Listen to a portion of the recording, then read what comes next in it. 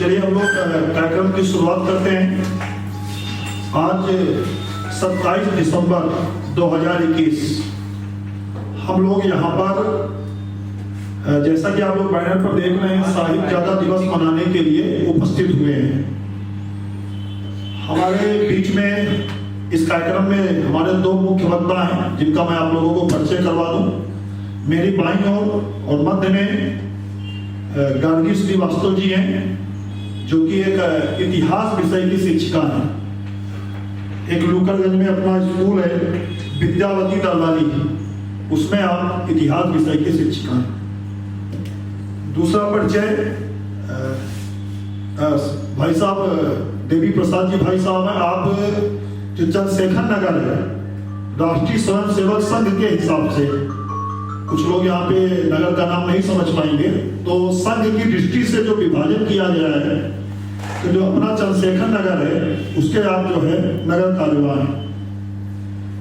तो आज आप लोगों का जो है हमको इस दिवस पे सुनने का मौका मिलेगा। तो हम लोग कार्यक्रम की शुरुआत को करते हैं दीप प्रज्वलन के साथ।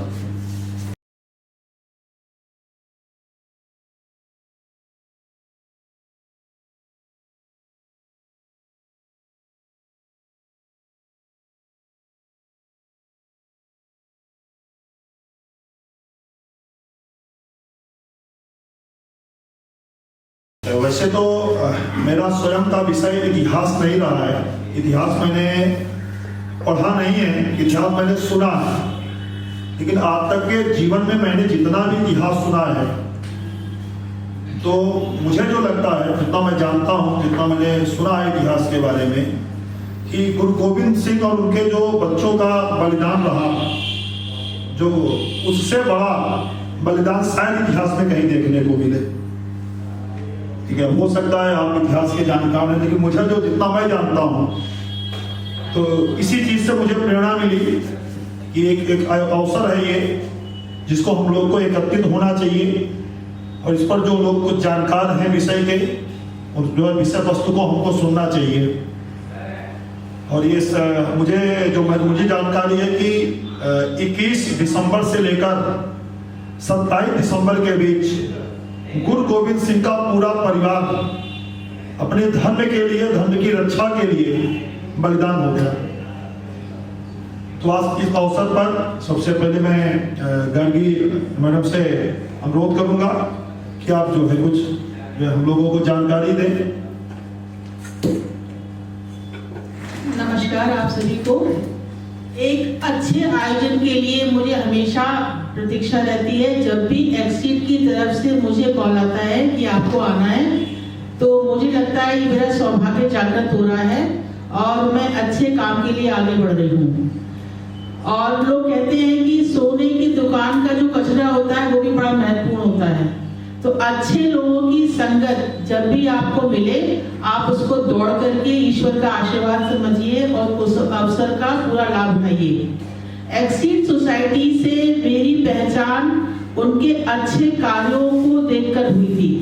मैं रोज मंदिर जाती हूँ, दशाश्वमेध मंदिर, तो मुझे रोज एक ही समय पर, इसका ध्यान दीजिएगा कि एक ही समय पर मुझे एक गाड़ी मिलती थी जिसमें कुछ लोग थे जो वहां पर कपड़े वस्त्र इकट्ठा करते थे और साथ ही साथ वो हफ्ते में 2-3 दिन जहाँ पे दारागंज साइड में मलिन बस्तियां हैं वहां पर वस्त्र वितरण करते थे।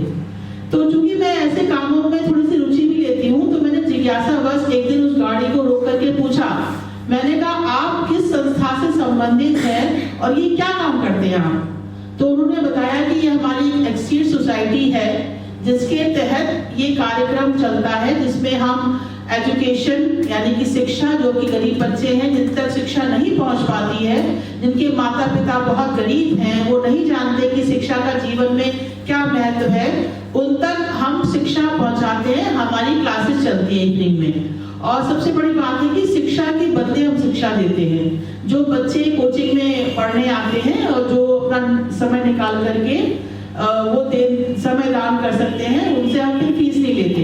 तो मुझे कुछ चीजें बड़ी मतलब आकर्षित करी, क्योंकि एनजीओ के नाम पे कितना छल है इस दुनिया में ये हम सब जानते हैं। क्योंकि नाम के लिए बहुत सारी एनजीओ बन जाती हैं, बड़े लेकिन वो धरातल पे काम नहीं करती। जैसे कि एक संस्था की हेल्पेज इंडिया जो हमारे विद्यालयों में आती थी पैसा इकट्ठा करने के लिए, और सब बच्चे बड़े बढ़ चढ़ के जो कि बहुत ही गरीब परिवारों से आते थे वो भी उसमें पैसा दान देते थे।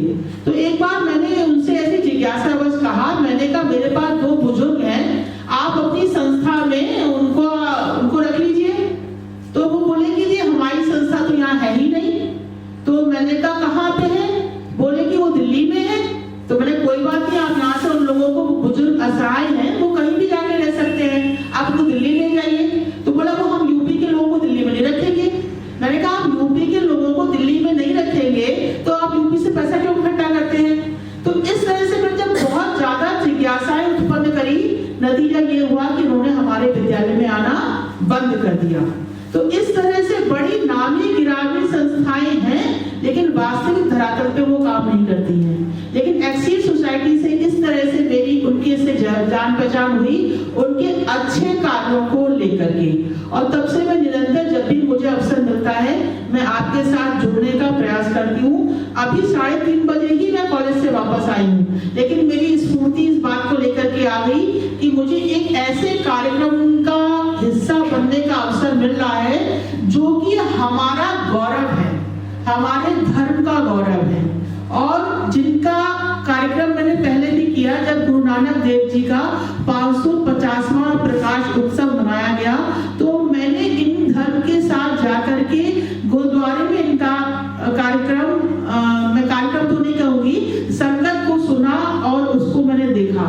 तो धरातल पे अगर वास्तव में देखा जाए धर्म क्या है, तो सिखों ने उसको अभी भी धारण करके रखा हुआ है।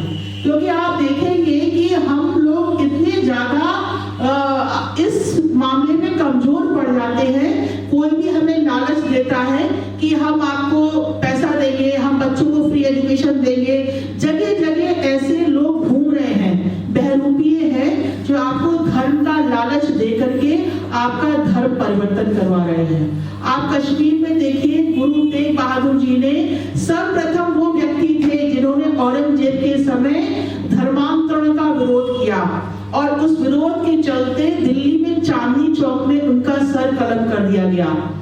अगर हम बात करें गुरु गोविंद सिंह जी की, तो इनको सर्वस्व दानी का संज्ञा दी गई, यानी कि इनका पूरा वंश ही धर्म के नाम पे शहीद हो गया, जिनमें इनके पिता, इनके बच्चे और ये स्वयं इनकी माता जी सभी इस पथ पर चलते हुए जीवन की रक्षा परवाह किए बिना उन्होंने अपने धर्म को अब सबसे महत्वपूर्ण माना।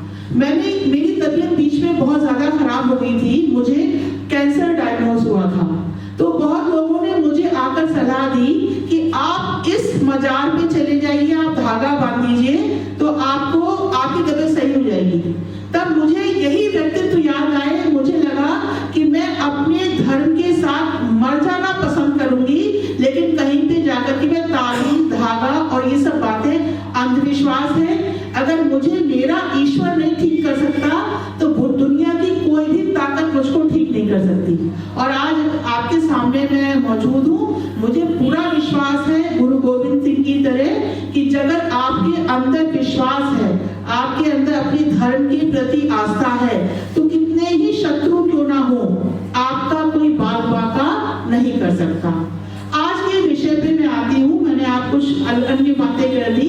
आज का जो मुख्य हमारा विषय है साहबजादे। हम सब जानते हैं गुरु गोविंद सिंह के 4 बेटे थे, जिनकी उम्र क्रमशः 17 वर्ष, 14 वर्ष, 7 वर्ष और 5 वर्ष थी। पहले के जो 2 बच्चे थे वो युद्ध में शहीद हो गए, यानी कि वो दुश्मनों औरंगजेब की सेना से लड़ते हुए शहीद हो गए।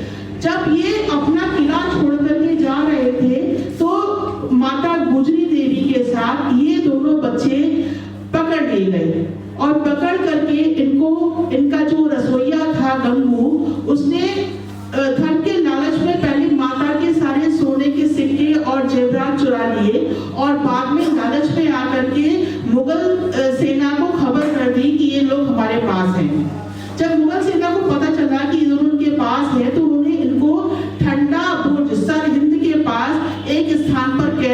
दिया। आप इस समय अंदाजा लगा सकते हैं कि पंजाब का तापमान यहाँ के तापमान से लगभग 6-7 डिग्री और कम होगा।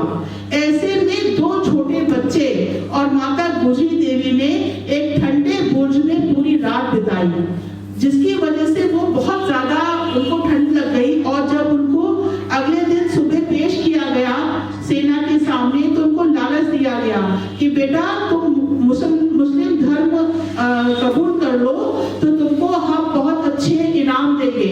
तो बच्चे नहीं डरे, और उनको डराया गया कि तुम अगर नहीं हमारी बात मानोगे तो तुम्हारी जान ले लेंगे।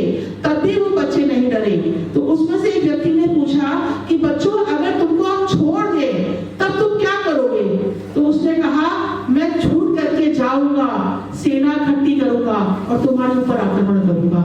तो ये बात सुन करके उनको बहुत नाराजगी हुई। उन्होंने उन दोनों बच्चों को जिंदा ही दीवार के पीछे चुनवाने का आदेश दिया। जब जिंदा चुनवाने का आदेश दिया तो सुबह होने लगी, लेकिन काम पूरा नहीं हो पाया और दोनों बच्चे आधे जीवित थे और आधे मरणासन अवस्था में थे, क्योंकि वो रात भर उस दीवार में दबे हुए थे।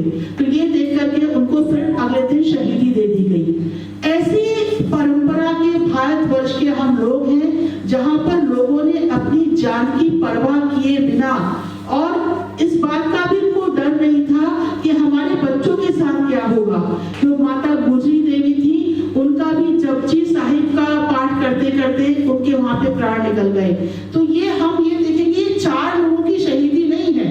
अगर हम देखा जाए तो माता गुजरी देवी की भी शहीदी है, देखा जाए तो गुरु तेग बहादुर की भी शहीदी है, और इस तरह से पूरा वंश ही उनका इस परंपरा को समर्पित हो गया। खालसा भाई कोई अलग नहीं है, हिंदू मत से निकला हुआ एक मत है, जिन्होंने खालसा को ही अपना पंथ बना लिया। उनको पता था कि धर्म में आगे जाकर के विसंगतियां आ सकती हैं, तो उन्होंने गुरु परंपरा को समाप्त करके उस गुरु ग्रंथ साहिब को ही अपना गुरु मान लिया और उसी को आराधना करने लगे। उन्हीं ने नारा दिया था, जो बोले सो निहाल, सत श्री अकाल। तो ये उन्होंने उसी को अपने धर्म को बना लिया। जब औरंगजेब से इनकी ये वार्ता चल रही थी, तो उन्होंने जफरनामा नामक ग्रंथ लिखा, पत्र लिखा, जो कि फारसी भाषा में था, और उन्होंने उसमें लिखा कि औरंगजेब कितना मक्कार, दुष्ट और धोखेबाज है, किस तरह से उसने प्रलोभन देकर के उनको उनके किले से बाहर निकाल दिया। अगर वो किले से बाहर न निकलते तो शायद ये शहीदी भी ना आती। तो ये जो धोखे से उनको बाहर निकाला के उनके साथ ये जो व्यवहार हुआ, उन्होंने वो सब बातें लिखी। जब वो उनसे मिलने जा रहे थे तो लोगों ने कहा कि एक 42 साल का विश्वासी व्यक्ति 90 साल के अविश्वासी व्यक्ति के साथ मिलने जा रहा है। तो लोगों ने इस बात को, वो समझते थे कि आगे भविष्य में क्या हो सकता है। अगला जो मुगल सम्राट आया, वो समझता था कि वो कितने बहादुर और वीर हैं, और उन्होंने उससे दोस्ती करने का प्रयास किया। तो ऐसे वो ऐसा नहीं कि वो केवल बहादुर थे, वो जब कि उनके ऐसा कहा जाता है कि जो तीर होता था उसके आगे वो सोना लगा देते थे। तो लोगों ने पूछा कि आप अपने शत्रु के साथ दया भाव रखते हैं? उसने कहा कि शत्रुता मेरी विचारों से है, व्यक्ति से मेरी कोई शत्रुता नहीं है। अगर ये वो व्यक्ति बच गया तो आगे लगा सोना उसके इलाज में काम आएगा, और यदि मर गया तो ये उसके अंतिम संस्कार में काम आएगा। इस तरह की महान विचारधारा रखने वाला व्यक्ति कभी भी धर्मांध हो ही नहीं सकता। ये बात मैं बार बार बोलती हूँ कि हिंदू धर्म या सिख धर्म जो है वो कट्टर नहीं था, और ये कभी कभी हमारे लिए थोड़ा सा कमजोरी का कारण भी बन गया। इन्होंने 2 जो वाद्य यंत्र थे उनका भी आविष्कार किया, जैसे कि ताउस और दिलरुबा। ये 2 वाद्य ग्रंथ थे जो उन्होंने बनाए। आप जानते हैं खालसा पंथ की स्थापना इन्होंने की, और साथ में जो पंच प्यारे जो थे उसका भी इन्होंने ही, गुरु गोविंद सिंह जो उनके पिताजी थे, उन्होंने इसका प्रचलन किया। साथ में इनके बारे में कहा जाता है कि जैसा तू तैसा तू ही, जैसा तू तैसा तू ही, क्या किछु उपमा दीजिए। मतलब इनकी जो उक्ति है, ऐसा कोई बताया कि कितनी कोई भी इतिहास पढ़िए, लेकिन जो त्याग, जो बलिदान, जो साहस की गाथा इनके जीवन में देखने को मिलती है वो अन्य कहीं नहीं मिलती। 27 दिसंबर का दिन 25 दिसंबर से भी महत्वपूर्ण है, क्योंकि हम लोग नकली सेंटा क्लॉज को ढूंढते हुए उपहारों की प्रतीक्षा करते हैं, लेकिन जिसने हमें जीवन दान दिया, जिसने हमें धर्म का रास्ता दिखाया, उनको हम याद करना भूल जाते हैं। हम विद्यालयों में भी बहुत सारी जयंती और श्रद्धांजलि दिवस मनाते हैं, लेकिन किसी भी स्कूल में मुझे नहीं लगता कि ये अवसर आज का मनाया गया होगा। तो मैं एक्सीड सोसाइटी के श्री कुलदीप सर और देवी सहाय सर जी को बहुत बहुत धन्यवाद देती हूँ कि आज का आयोजन आपके माध्यम से इस स्तर पर किया गया। आप धन्यवाद के पात्र हैं।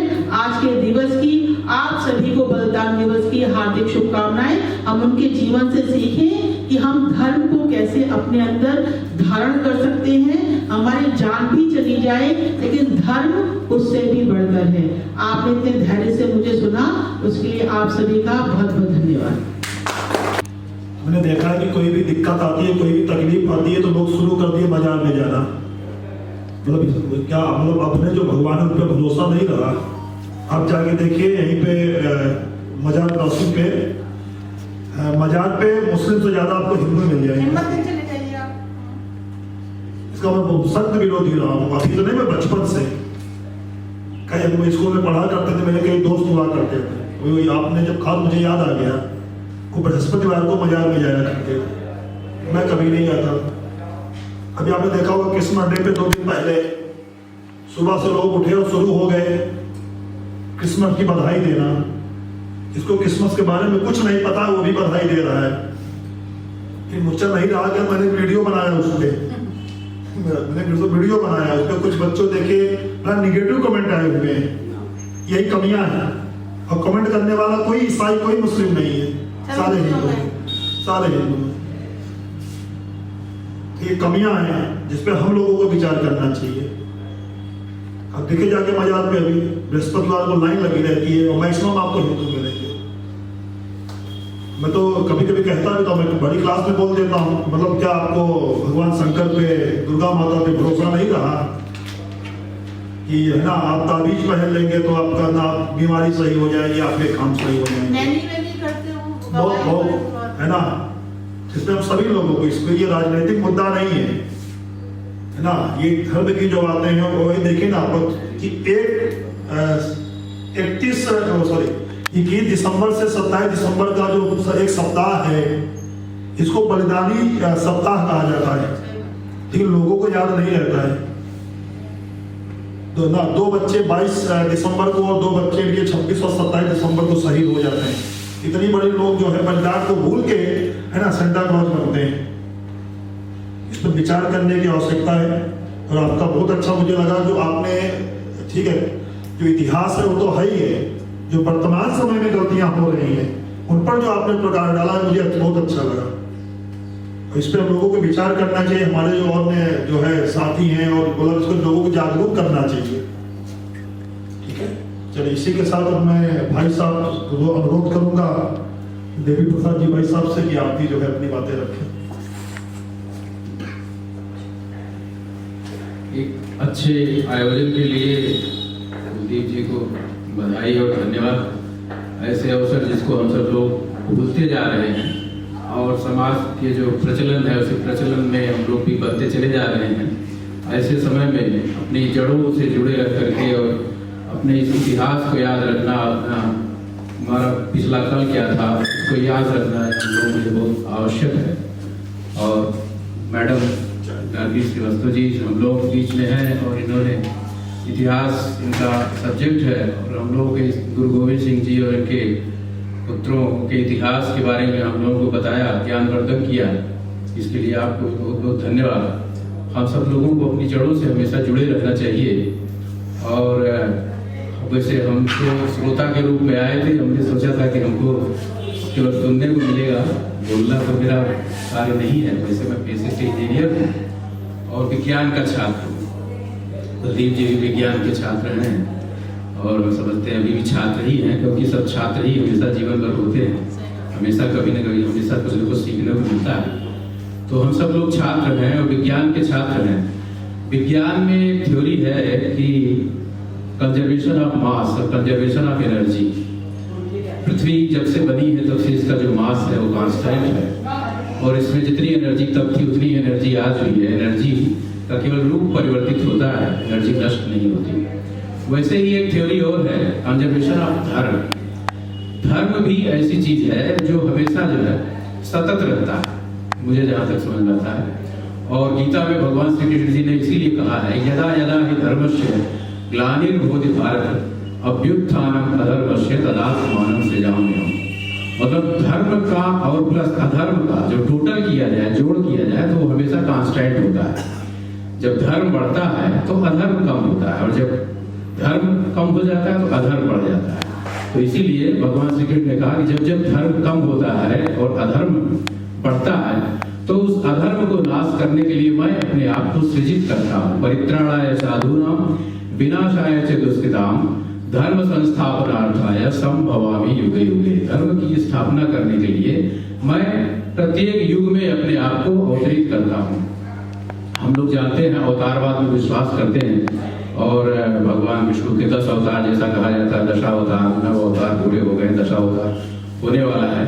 ये तो पूर्ण अवतार होते हैं, लेकिन हम समझते हैं कि इस पूर्ण अवतार के अलावा भी भगवान अपने आप को प्रकट करते हैं अंशावतार के रूप में, किसी अन्य, जैसे जिनको हम महापुरुष समझते हैं, पुरुष से ऊपर का जो दर्जा देते हैं महापुरुष, वो निश्चित रूप से भगवान के ही अवतार हैं। हमारी जो कॉन्सेप्ट है, हमारा जो एकात्म अद्वैतवाद है, जिसमें है कि एक ही परमात्मा है और उसी के हम सब अंश हैं। तो परमात्मा अपने आप को बीच बीच में समाज को सुचालित करने के लिए अपने आप को व्यक्त करते रहते हैं और इस अवतार के रूप में आते हैं। और उन्हीं अवतारों में से एक अवतार हम गुरु गोविंद सिंह जी को मानते हैं। हमारे जितने महापुरुष हैं सब निश्चित रूप से अवतार हैं। तो गुरु गोविंद सिंह जी भी एक परमात्मा के अवतार ही थे, जिनके कारण जो है आज हम सब लोग इस पृथ्वी पर, इस संसार में, जिस धर्म में हम जो मान रहे हैं, अपनी मान्यताओं के साथ हम अगर आज तक चल रहे हैं, तो निश्चित रूप से यह गुरु गोविंद सिंह जैसे महापुरुषों, महाराणा प्रताप, गुरु गोविंद सिंह, शिवाजी जैसे महापुरुषों के कारण ही आज तक हम सब लोग इस अपनी मान्यताओं के साथ हम लोग यहाँ पर हैं। मैडम इतिहास की जो है अध्यापिका है, इतिहास ज्यादा जानती है, मैं तो ज्यादा नहीं जानता, लेकिन जहाँ तक ये जिस धर्म की बात हो रही है मुगल काल की, तो 7वीं शताब्दी में 622 में ऐसा कहा जाता है कि मुगल काल का प्रारंभ हुआ, और मोहम्मद साहब जब मक्का से मदीना जब गए, उसी समय से इसको माना जाता है कि मुगल काल प्रारंभ हुआ। 622 में ऐसा, जिसको धर्म कहें चाहे संप्रदाय कहें, जो भी कहें, और प्रारंभ होता है। 622 से लेकर के 712 माने केवल 90 वर्ष होता है।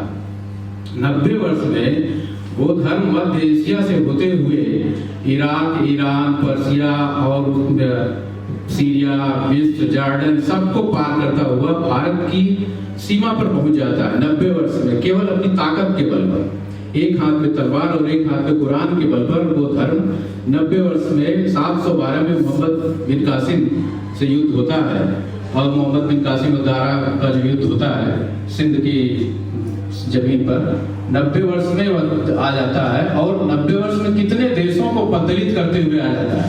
ऐसा सुनने में आता है कि उस समय का पर्शिया, जो आज ईरान हो गया है, मात्र 18 वर्ष में पूरा का पूरा पर्शिया, जो कि उसमें पारसी थे, वो सब के सब मुस्लिम हो जाते हैं। इसी तरह से मेसोपोटामिया जो उस समय था, जो आज इराक हो गया है, वो भी केवल 20 वर्ष तक तो संघर्ष कर सका, और 20 वर्ष में ही वो पूरा का पूरा कन्वर्ट हो गया और वो इराक बन गया। इसी तरह सीरिया, मिस्र, जॉर्डन, यहाँ तक कि फ्रांस पहुंच गए। लेकिन 712 से लगातार हम लोग संघर्ष कर रहे हैं, और ये 1200 वर्ष का संघर्ष का हमारा इतिहास है। इसके बावजूद भी हम आज अपनी मान्यताओं के साथ अगर खड़े हैं, तो निश्चित रूप से इसमें हमारे इन महापुरुषों का योगदान है, महापुरुषों का बलिदान है, जिनके लिए हम सब लोगों को उनका ऋणी होना चाहिए, उनको हमको धन्यवाद देना चाहिए कि उनके कारण आज भी हम अपनी मान्यताओं के साथ अड़े हुए हैं। तो एक गीत है कि कुछ बात है कि हस्ती मिटती नहीं हमारी, यूनान मिस्र रोमा सब मिट गए जहां से, सदियों रहा है दुश्मन दौरे जहां हमारा, कुछ बात है कि हस्ती मिटती नहीं हमारी। तो निश्चित रूप से कुछ ना कुछ ऐसी विशेषता है इस जमीन में, इस देश में, इस हमारे धर्म में, कि हम इस इतने बड़े आतताइयों को भी हम संघर्ष कर सके, आतताइयों को परास्त कर सके, और परास्त करके आज फिर हम अपने पुनर्भव, अपने पराभव को बिता करके और हम जो है अपना उद्भव पुनः प्राप्त कर रहे हैं। और निश्चित रूप से आज हम देख रहे होंगे, तो चाहे हमारे जितने भी मान्यता के स्थल हैं जिनको नष्ट कर दिया गया, जिनको इसीलिए सिर्फ नष्ट किया गया कि जिससे हम अपनी चेतना को भूल जाएं, और हम भूल जाएं कि हम भी कभी इस तरह के थे, लेकिन आज हम पुनः उनको पुराने स्वरूप में पहुंचा रहे हैं, उनको प्राप्त कर रहे हैं। तो निश्चित रूप से यह हम सब लोग ऐसे हमारे बलिदानी, जो हमारे ये बालक रहे हैं, बलिदानी गुरु गोविंद सिंह और उनके पिता गुरु तेग बहादुर जी, इन लोगों के बलिदान के कारण ही आज हम सब लोग यहाँ पर सकुशल हैं। गुरु तेग बहादुर जी के बारे में कहानी है, मैडम ने बताया, ये उस समय धर्मांतरण औरंगजेब बहुत ज्यादा कर रहे थे, और औरंगजेब को इन्होंने खुल करके कह दिया था कि जो है औरंगजेब ने कई बार प्रस्ताव भेजा गुरु तेग बहादुर जी के पास, क्योंकि उस समय सबसे बड़े नेता हिंदुओं के जो है धार्मिक नेता यही थे। तो उनका भी ये था कि अगर ये कन्वर्ट हो जाए, कई लोगों ने उनको सलाह दिया औरंगजेब को कि अगर गुरु तेग बहादुर को ही कन्वर्ट कर दिया जाए तो पूरा का पूरा सब कन्वर्ट हो जाएगा, उन्हीं के साथ सब कन्वर्ट हो जाएंगे, इसलिए सबको कन्वर्ट करके मेहनत करने से अच्छा है कि किसी इन्हीं एक को ही कर लिया जाए। तो इनके पास संदेश भेजा गया, इन्होंने मना कर दिया। उसमें कश्मीर में थे, कश्मीर में, और वहां से इनको बुलाया गया तो ये दिल्ली आए और बहुत प्रलोभन दिया गया। अच्छा, दिल्ली आने के लिए भी कहानी है, ऐसा कहा जाता है कि गुरु तेग बहादुर जी एक बार बहुत ही चिंतामग्न बैठे हुए थे अपने घर में, और गुरु गोविंद सिंह उस वक्त 10 वर्ष के थे, बालक थे 10 वर्ष के। तो उन्होंने देखा कि बहुत चिंता मग्न है, क्या बात है, क्यों इतनी ज्यादा चिंतित है, पूछा अपने पिताजी से कि ऐसा क्या कारण है कि आप इतने चिंतित हैं। तो उन्होंने पहले तो मना किया, जैसा आमतौर पर बच्चों से लोग मना कर देते हैं, गंभीर बात नहीं करते, लेकिन जब दोबारा जिद किया तो उन्होंने कहा कि ऐसी ऐसी बात है, औरंगजेब जो है पूरे देश को जो है पूरा धर्म परिवर्तन करा रहा है, सबको मार रहा है, जबरदस्ती कर रहा है, हत्या कर दे रहा है, और हमारे पास भी ऐसा संदेशा आया है, और लगता है कि इसके लिए कोई बहुत बड़ा कार्य करना पड़ेगा, तभी जो है धर्म परिवर्तन रुक पाएगा, कोई बहुत बड़ा बलिदान देना पड़ेगा। तो गुरु गोविंद सिंह जी ने कहा, तो फिर आपसे बड़ा कौन है? अब इस देश में आपसे बड़ा तो कोई है नहीं, और अगर किसी एक के बलिदान से ये धर्म परिवर्तन रुक सकता है तो आपसे बड़ा कोई नहीं है, इसलिए आपको इसको देखना चाहिए। और जब गुरु गोविंद सिंह जी ने ऐसा कर दिया, तब गुरु तेग बहादुर वहां कश्मीर से आए और यहाँ पे दिल्ली दरबार में हाजिर किया गया, और तमाम प्रलोभन पहले तो दिए गए कि आप जो है कन्वर्ट हो जाइए तो आपको यहाँ के मनसबदारी दी जाएगी, राजा बना दिया जाएगा, ऐसा, लेकिन उन्होंने मना कर दिया। और अंत में सारी कहानी हम सब लोग जानते हैं। गुरुद्वारा शीशगंज जो आज चांदनी चौक में है, शीशगंज वो इसीलिए है कि वहीं पर उनका शीश काट दिया गया था, उनका सर काटा गया, इसीलिए उस गुरुद्वारे का नाम शीशगंज है। और मतलब कितना बलिदान, कैसे कैसे बलिदान हुआ। अभी सरहिंद की दीवार की जो अभी मैडम ने चर्चा किया, जब बालकों को चुनाया जाने लगा सरहिंद की दीवार में, तो बड़ा बेटा और बड़े छोटे दोनों जो है साथ साथ एक लाइन से खड़े किए गए और दीवार चुनाई जा रही। दीवार जब कंधे तक आ गई तो बड़े बेटे की आंख में आंसू आ गया, बड़ा जो थे उनकी आंख में आंसू आ गया। तो छोटे ने कहा कि भैया आप रो रहे हैं क्या, आप कमजोर हो रहे हैं, कुछ रो रहे हैं? तो बड़े ने कहा नहीं भाई, ऐसा नहीं है कि मैं कमजोर हो गया, दुख इस बात का है कि तुम बाद में आए और पहले जा रहे हो, और हम पहले आए लेकिन हम बाद में खत्म हो गए, इस बात का दुख है। हमें इस बात का नहीं दुख है कि मरना पड़ रहा है, दुख इस बात का है कि तुम हमारे सामने पैदा हुए और हमारे सामने ही मर जा रहे हो, हम बाद में मरेंगे। तो इस तरह के बलिदान हम लोगों ने दिए हैं, और तब आज हम लोग इस स्थिति में हैं कि आज हम अपनी आजादी या स्वतंत्रता, अपनी धार्मिक पहचान को बनाए हुए हैं। और इस पहचान को बनाए रखने के लिए आज जैसा देखने में आता है कि छोटे छोटे प्रलोभन में लोग जो है अपना धर्म परिवर्तन कर लेते हैं, लेकिन धर्म इतनी छोटी चीज नहीं है जिसको धर्म परिवर्तन कहा जाता है, धर्म परिवर्तन कर लेते हैं।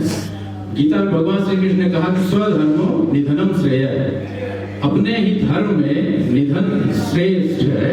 इसके अपेक्षा कि हम कहीं कुछ हमको मिल रहा है और हम दूसरे धर्म में जाएं दूसरी जगह, तो स्वधर्म निधनम श्रेय, ये गीता में भगवान श्री कृष्ण ने कहा। धर्म की भी एक बहुत बड़ी परिभाषा है, इस पर कभी अगर विशेष चर्चा हो तो धर्म पर भी कहा जाए तो चर्चा होनी चाहिए। वास्तव में धर्म और संप्रदाय, पूजा पद्धति, ये 2-3 चीजें अलग अलग हैं और इसको अलग अलग समझने की आवश्यकता है। और वास्तव में आज विश्व में जितनी समस्याएं दिख रही हैं, ये जो हमारी धर्म को सही ढंग से न समझने के कारण ही हो रही है। जिस चीज को हम धर्म का प्रचार समझ रहे हैं और हम अपना धर्म का विस्तार मानते हैं, वास्तव में धर्म वो हमारे ग्रंथों में तो ऐसा धर्म लिखा ही नहीं है कि वो धर्म है ही नहीं है। ये तो सिर्फ हमारी पूजा पद्धति है कि हम इस भगवान को मानते हैं या उस भगवान को मानते हैं, मोहम्मद साहब को मानते हैं कि श्री कृष्ण को मानते हैं, इसको मानते हैं, ये तो अलग है। और इसीलिए आप सब लोग कभी कभी बीच बीच में अगर आप सब जागरूक नागरिक हैं तो सुनते होंगे, देखते होंगे, आरएसएस के जो इसमें पूज्य सरसंघ चालक जी हैं, मोहन भागवत जी, उनका स्टेटमेंट आता है और उसमें उनका ये स्टेटमेंट बार बार आता है कि जो भी इस देश में रह रहा है, भारतवर्ष में जो भी रह रहा है, वो सब हिंदू हैं। मान्यताएं किसी की कुछ भी हो सकती हैं, वो किसी की पूजा कर सकता है। हमारे 24 करोड़ देवता, 33 करोड़ देवता हैं, उसमें एक देवता मोहम्मद साहब भी हो सकते हैं, ऐसी कोई बात नहीं है। लेकिन जो यहाँ पे जो हमारे देश को मानता है वो सब हिंदू है और सबका डीएनए एक है, क्योंकि कोई यहाँ बाहर से नहीं है। बाहर से बहुत ही थोड़े लोग आए थे और वो हो सकता है 2-4 हजार लोग आज की डेट में हुए और न होने, तो सब हमारे इसी देश से कन्वर्ट किए हुए लोग हैं और सब हिंदू हैं। इसलिए हम सब लोगों को अपने धर्म के बारे में जानकारी रखनी चाहिए और छोटी छोटी मान्यताओं, छोटी छोटी बातों के लिए हम सब लोगों को नहीं, बल्कि कुछ बेहतर बड़े उद्देश्य के लिए कार्य करना चाहिए। धर्म की जो परिभाषा बताई गई है, धृतीय क्षमा दमोस्तेय शौचम इंद्रिय निग्रह धीर विद्या सत्यवक क्रोधो दशकम धर्म लक्षण। तो ये 10 धर्म के लक्षण हैं। धर्म यानी जो कि हम धारण करते हैं, जो हमारी जन्म के साथ इनबिल्ट क्वालिटी है, वही धर्म होता है। धारण करना ही हमारा धर्म है। जैसे अगर आग है तो उस आग का धर्म है कि वो जलाएगी, आग का धर्म जलाना है। अगर वो नहीं जला रही है तो निश्चित है कि वो अपने धर्म का पालन नहीं कर रही है। गुरु अगर है, गुरु का धर्म है कि वो शिक्षा दे, और अगर वो शिक्षा नहीं दे रहा तो धर्म का पालन नहीं कर रहा है। वो चाहे हिंदू है, मुस्लिम है, क्रिश्चियन है, ये माने नहीं रखता। माने रखता है कि जो जिसका धर्म है उस धर्म का पालन होना चाहिए। तो हम सब लोग अपने धर्म का पालन करें और अच्छा नागरिक बने, देशभक्त बने, देश के बारे में सोचें और अपना देश, धर्म, संस्कृति की रक्षा के लिए सतत प्रयत्नशील रहें। आज के दिन हम सब लोगों को यही संकल्प लेने की आवश्यकता है और कुलदीप जी को इसके लिए बहुत बहुत धन्यवाद कि उन्होंने ऐसा कार्यक्रम किया। और तुरंत फिर कभी इस तरह आवश्यकता होगी निश्चित रूप से हम सब लोग उपलब्ध हैं। ना जहाँ पे शहादत की कहानियाँ और जो हमारे जो महापुरुष धर्म के लिए, हमारी रक्षा के लिए, धर्म की रक्षा के लिए अपने प्राणों को दे दिया, उनकी कहानियाँ समय समय पे होनी चाहिए।